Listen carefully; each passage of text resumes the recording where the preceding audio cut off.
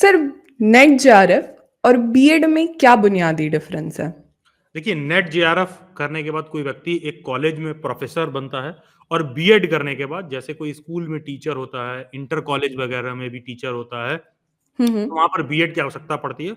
बहुत से ऐसे भी इंटर कॉलेज वगैरह हैं, जहाँ पर लेक्चरर वगैरह के लिए भी नेट जेआरएफ की आवश्यकता होती है। तो ध्यान ओके। दीजिएगा, बेसिकली बात टीचर बनने की ही हो रही है, लेकिन हुँ, अगर हुँ। बहुत मोटी-मोटा फ़र्क समझना है, तो वो ये है कि बीएड करने के बाद आदमी स्कूल वगैरह का टीचर बनता है और जी। नेट जेआरएफ क्वालीफाई करने के बाद आदमी प्रोफ़ेसर बनने के लिए किसी यूनिवर्सिटी, कॉलेज वगैरह में लेक्चरर, प्रोफ़ेसर वगैरह बनने के लिए हुँ, हुँ। एलिजिबल होता है। सर, कोई बेसिक एलिजिबिलिटी क्राइटेरिया डिफरेंस है बीएड और यूजीसी नेट जेआरएफ में? नहीं, बेसिक कोई एलिजिबिलिटी क्राइटेरिया डिफरेंस बस इतना ही है कि हुँ, जैसे मान हुँ। मान अभी मान लेते हैं कि हम लोग हुँ, किसी को हुँ। स्टैंडर्ड मान लेते हैं कि अभी हम उस बीएड के बारे में बात कर रहे हैं जो ग्रेजुएशन के बाद होता है 2 साल का, हुँ, ठीक है? हुँ, हुँ। नहीं तो ठीक है। अदरवाइज़ आजकल चल गया है 12th के बाद 4 ईयर वाला जी, बीएड वो और आईटीपी वगैरह। हाँ, हुँ, हुँ, हुँ। डिबेट में नहीं जाना। ग्रेजुएशन के जी, बाद बीएड कर रहा है, तो जी। होता क्या है कि बीएड करने के लिए आपको ग्रेजुएट होना ज़रूरी है। अगर आप ग्रेजुएट ओके। हैं, तो आप बीएड के लिए एलिजिबल हैं हुँ, और हुँ। किसी भी कॉलेज में आप बीएड करने के लिए एडमिशन ले सकती हैं। 2 साल का बीएड का कोर्स होता है। हुँ, उसके हुँ। बाद एक सीटेट का एग्ज़ाम होता है, जिसको आप पास कर लेते हो, तो आप टीचर बनने के लिए एलिजिबल हो जाते हो। ठीक है? किसी भी ओके, स्कूल में। ठीक है? ठीक है। ये बीएड की लेकिन जब बात। हुँ। हाँ, जब नेट जेआरएफ के बारे में बात आती है, हुँ, तब ये हुँ। ज़रूरी है कि आप उस पर्टिकुलर सब्जेक्ट में पोस्ट ग्रेजुएट हो। जिस भी ओके, सब्जेक्ट से आप नेट जेआरएफ का फॉर्म फिल करोगे। तो ठीक मान है। लो आपको नेट जेआरएफ का एग्ज़ाम देना है, हुँ, तो हुँ। उसमें आपका पीजी होना ज़रूरी है उस पर्टिकुलर सब्जेक्ट में। पीजी वाले ही कैंडिडेट भर सकते हैं। और ठीक ये है। भी यहाँ ध्यान दीजिएगा, कोई बच्चा ऐसा हो कि हुँ, हुँ। आज के दिन अगर वो पीजी में एडमिशन लिया है, लेट्स से कि आज ही वो एडमिशन लिया है, तो जी, वेरी जी। नेक्स्ट डे से, कल से ही वो नेट जेआरएफ का फॉर्म फिल करने के लिए एलिजिबल हो जाता है। हुँ, और हुँ। एक और बुनियादी फ़र्क है कि बीएड जो है ना 2 साल का कोर्स है। जी। एक जाके पढ़ना पड़ता है, क्लास करना पड़ता है। नेट हुँ, जेआरएफ हुँ। कोई कोर्स नहीं है। नेट जेआरएफ बस एक एग्ज़ाम है हुँ, और हुँ। जिस भी पर्टिकुलर सब्जेक्ट से आप पोस्ट ग्रेजुएशन कर रहे हो, उस हुँ, पर्टिकुलर हुँ। सब्जेक्ट के क्वेश्चन उस एग्ज़ाम में पूछे जाएँगे हुँ। और आपको बस वो एग्ज़ाम जाके देना है। एक दिन एग्ज़ाम सेंटर एलोकेट होगा नेट जेआरएफ का फॉर्म फिल करने के बाद एनटीए ही उसका पेपर करवाती है। येस, तो एक बार आप नेट जेआरएफ क्वालीफाई कर लेते हो, बस एक एंट्रेंस एग्ज़ाम है वो। आप उसको ठीक है। क्वालीफाई कर लोगे तो आपको एक सर्टिफ़िकेट मिल जाएगा। ओके। ठीक है? और जब हुँ, आप हुँ। मास्टर्स कर रहे हो या कर चुके हो, तब भी आपको सर्टिफ़िकेट दे दिया जाएगा। वो सर्टिफ़िकेट ले जाके हुँ, किसी हुँ। भी यूनिवर्सिटी में जो पीएचडी करवाती होगी, तो हुँ, हुँ। वहाँ पर आप अप्लाई कर सकते हो उस नेट जेआरएफ के सर्टिफ़िकेट के बेसिस पर हुँ, और उस हुँ। पीएचडी के बाद आप प्रोफ़ेसर बनने के लायक हो जाते हो। सर, यहाँ से ना 2 क्वेश्चन आ रहा है। इसका ये मतलब है कि सारे कॉलेजेस पीएचडी करवाने के लिए एलिजिबल नहीं है? नहीं, नहीं, सभी यूनिवर्सिटीज़ पीएचडी नहीं कराती हैं, पीएचडी की सीट ओके। कम होती है। हुँ। अच्छा सर, एक और बात बताइए कि क्या इसमें कोई ऐज क्राइटेरिया है? जैसे कि बीएड के लिए हम समझते हैं कि कोई ऐसा ऐज क्राइटेरिया नहीं है, आप किसी भी ऐज में बीएड परस्यू कर सकते हो। क्या सेम चीज़ यूजीसी नेट जेआरएफ के साथ भी है? देखिए, कभी भी ना 99% केसेज़ में ना ऐज क्राइटेरिया नौकरी करने के लिए होती है, पढ़ाई के लिए ऐज ओके। क्राइटेरिया नहीं होती है। हाँ, पढ़ अच्छा, आप किसी भी उम्र में सकते हो, ठीक है? जी। तो बीएड वगैरह का डिग्री लेना हो, पढ़ाई हुँ, हुँ। करना हो तो ऐज क्राइटेरिया नहीं होता है। जॉब में ऐज क्राइटेरिया है, तो टीचर जी। एजुकेशन के फील्ड में भी होता है। जैसे मान लीजिए केवीएस में हो सकता है कि 30 साल हो, डीटीपीएलएसबी हुँ, में हो हुँ। सकता है 35 साल हो या वाइस वर्सा या हुँ, कहीं पर हुँ। यूपी वगैरह में प्राइमरी की जॉब निकली है, तो मान लीजिए कहीं 40 साल है, जो कई जगह 45 भी रहता है, तो हुँ, हुँ। अलग-अलग ऐज क्राइटेरिया हो सकता है। जी, जी। नेट जेआरएफ के एग्जाम में क्या होता है ना कि जैसे मान लीजिए कि नेट जेआरएफ का क्या होता है कि एक कोई कोर्स तो है नहीं, वो सिंपल सा एक एग्जाम होता है। आप पेपर दिए, हुँ, हुँ। 100 में मान लीजिए आप पाए 48 मार्क्स। तो येस। मैंने कहा कि जितने-जितने बच्चे 48 पाए हैं, वो सारे हुँ, के सारे हुँ। क्वालिफाइड हैं, सब नेट हो गए। ठीक है। सबने सबने नेट पास कर लिया। जी। अब उसमें क्या होगा कि मैं ये भी कह दूँगा ऐसा है, जितने-जितने बच्चे जो है हुँ, 100 में हुँ। 54 से ऊपर पाए हैं, हुँ, उन हुँ। सबको सरकार स्कॉलरशिप भी देगी, जूनियर रिसर्च फेलोशिप जिसको कहते हैं। ओके। जितना दिन आप पीएचडी करते हो, उतना देर वही जेआरएफ का पैसा आपको एज़ अ स्टाइपेंड के तौर पर मिलता है। लॉजिक उसका ये नहीं है खर्चा पाने के लिए नहीं, लॉजिक उसका ये कि रिसर्च करने के लिए आपको वो पैसा अच्छा। मिलता है। तो लोग उसको समझते हैं एक बार पीएचडी में एडमिशन ले लो, स्कॉलरशिप मिलेगा, खूब मज़ा आएगा, वैसे सोचते हैं।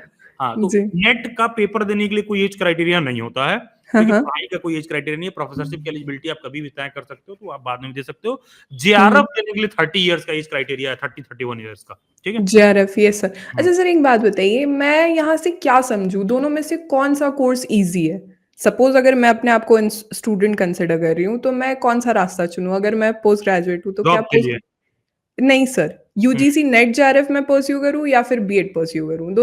दोनों में से क्या ईज़ी रहेगा मेरे लिए? परस्यू करने का एजेंडा क्या है? जॉब एजेंडा है या फिर आपको ऐसा है कि नहीं भैया हमको हायर स्टडीज़ में ही जाना है, तो बहुत ऐसे लोग भी होते हैं। अच्छा, तो सर अगर मान लीजिए मैं यूजीसी नेट जेआरएफ चूज़ करती हूँ, तो इसमें गवर्नमेंट जॉब्स की क्या स्कोप है? या जॉब का जो एक पूरा का पूरा ठीक सिनेरियो है। आप बनता है जॉब के वो दृष्टिकोण से पूछ रहे हो, राइट? जी सर, तो हाँ, वो क्या ईज़ी देखिए रहेगा? अगर आप बीएड के लिए जाते हो तो बीएड में जॉब पाना ईज़ी है, ठीक है?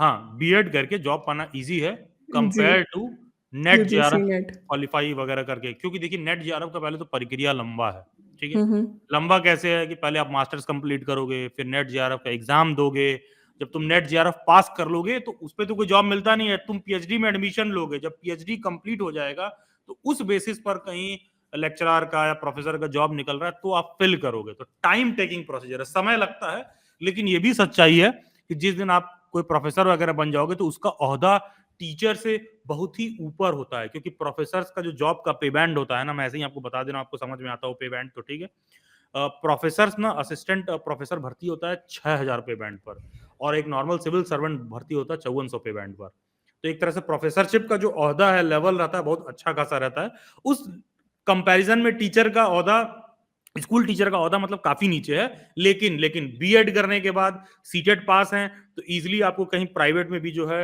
25 to 30 के का जॉब मिल जाएगा और हुँ। उसके बाद आप अगर सीटेट नहीं भी पास हैं या फिर मतलब जैसे मान लीजिए सिर्फ बीएड का डिग्री ले रखा है आप अप्लाई कर रहे हो इधर उधर भी भाई प्राइवेट वाले तब भी जॉब दे देते हैं कभी कभी अदरवाइज गवर्नमेंट जॉब के लिए आप बीएड और सीटेट हो तो आप सीधा एलिजिबल हो गवर्नमेंट जॉब देने के लिए तो क्वालिफाई कर लिए तो ऐसा ही हो जाएगा अच्छा सर, यहाँ से आप एक मुझे बात बताइए, जैसे बीएड करने के लिए मुझे ऐसा लगता है कि हर दूसरी यूनिवर्सिटी के कॉलेज एलिजिबल है, वो आपको बीएड की डिग्री प्रोवाइड कर देते हैं।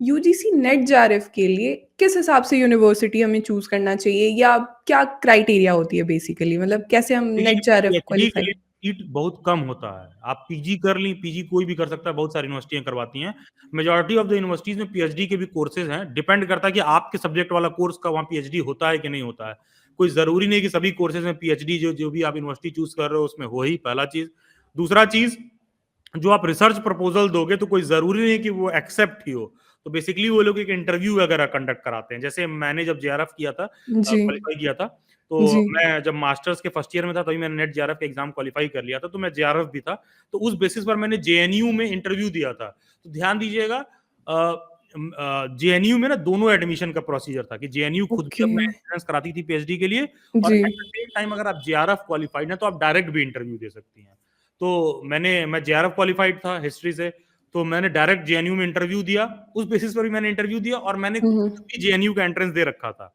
हुँ, हुँ। जेएनयू वाला भी एंट्रेंस में क्वालिफाई कर गया था तो उस पे भी मैंने इंटरव्यू दे रखा था तो ताकि दो जगह पर एलिजिबिलिटी का हिसाब से सेट बैठे तो वो आपके ऊपर है अगर आप जेआरएफ क्वालिफाइड हो कोई यूनिवर्सिटी कह रही है कि जो बच्चे जेआरएफ क्वालिफाइड हैं उनको एंट्रेंस देने की जरूरत नहीं है अगर आप नेट में मतलब नेट जेआरएफ में जेआरएफ क्वालिफाइड हो मतलब कि अगर आप 100 में 48 पाए हो तो तुम सिर्फ नेट पास हो मान लो मैं 54 पाए हो तो मेरे को जेआरएफ भी है तो बहुत हुँ। यूनिवर्सिटियां ऐसे कर देती हैं भैया जो बच्चे केवल जेआरएफ क्वालिफाइड है डायरेक्ट आके इंटरव्यू दे ले हमको हमारा एग्जाम देने की जरूरत नहीं है और आप एग्जाम भी दे सकते हो तो मेरे पास दोनों ऑप्शन था मैंने एग्जाम भी दे लिया था ऐसे ही चेक करने के लिए तो मैं हुँ। दोनों ही क्वालिफाइड था तो फिर मैं सेलेक्ट हुआ था दो मैंने उसको आगे परस्यू नहीं किया सर यहाँ से ना मेरे दिमाग में क्वेश्चन आ रहा है कि नेट जेआरएफ का जो पेपर स्ट्रक्चर होता है बेसिकली जो एनटीए एग्जाम कंडक्ट करती है वो क्या पेपर स्ट्रक्चर होता है? क्या हमें एक ही पेपर में अपीयर होना होता है या 2 पेपर होता है? उस पे थोड़ा-सा अगर आप नेट प्रकाश डालें। जेआरएफ में बेसिकली दो पेपर होता है एक पेपर वन एक पेपर टू अब जी, मैं मार्क्स का क्लासिफिकेशन वगैरह में नहीं जाऊंगा कि 50 क्वेश्चन आता है कि 100 क्वेश्चन आता है जी। बेसिकली आप किसी भी सब्जेक्ट से पोस्ट ग्रेजुएशन कर रहे हो पेपर वन का जो पेपर स्ट्रक्चर होता है जो भी क्वेश्चन वगैरह होता है